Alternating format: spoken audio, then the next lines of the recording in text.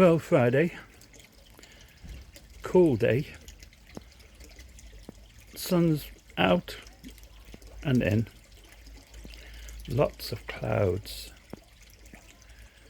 a little bit overcast, thunder on the way. Today I've been sitting here and calculating how much I'm spending on the pond and the garden in electricity. And also I'm going to put the first dose today in of the new Pond Ultimate Detoxer, Cleaner, whatever you want to call it, to see if it works. So first let's have a quick look at what we pay for costs for electricity.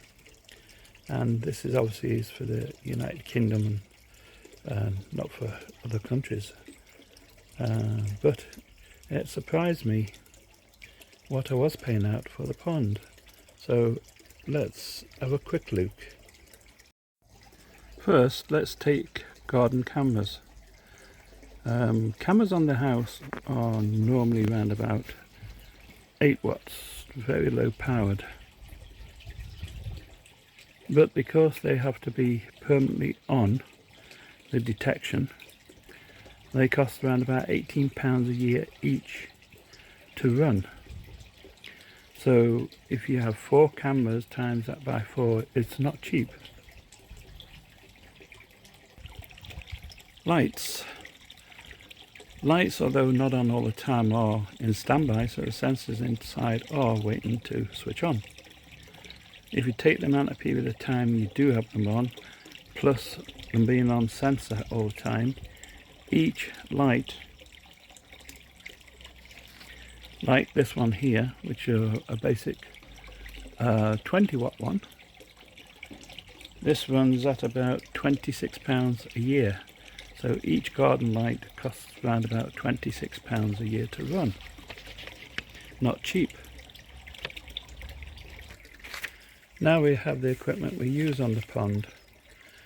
Pond pump is probably one of the most expensive.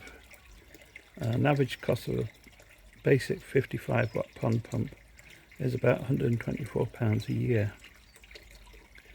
A UV basic 36 watt UV is about £80 a year, taking into account that you're not using it during the winter months. Air pump is about £55 a year. So as you can see, you are using a lot of power each year in the pond.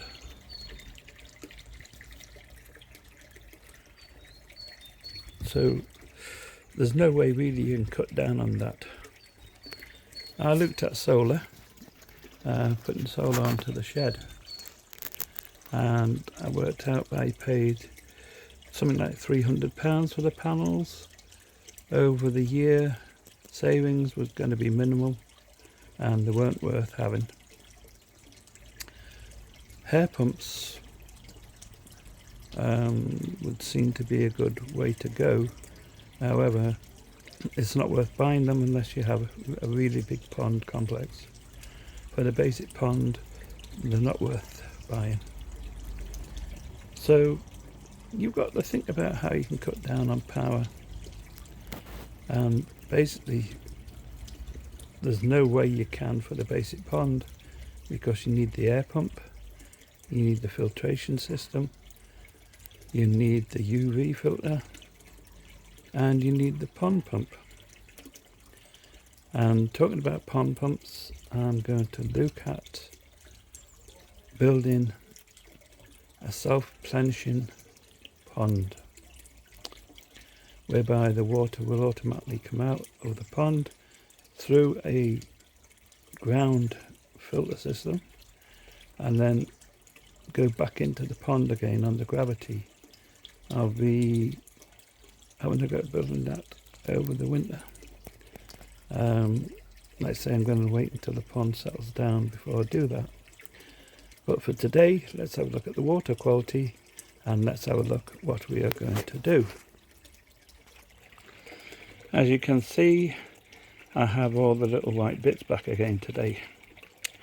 That's because it rained through the night. When it rains, for some reason or other, the pond gets all little white flakes on it. Obviously they're being blown in, or they're coming in with the rain from somewhere. The quality of the water, quite good. As you can see, I have no problems at all with the water today.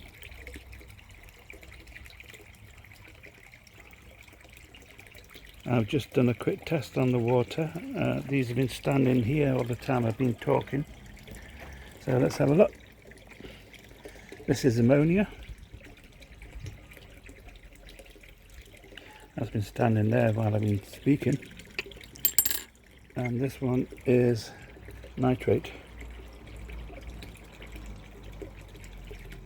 So they have been standing there for a good 20 minutes basically. So they're okay. So we're going to do a new detox treatment today. So I'll be doing that video in a few minutes when I've got everything ready, and we'll put some into the pond and we'll see if it makes any difference to the pond parameters and the water quality. Please subscribe.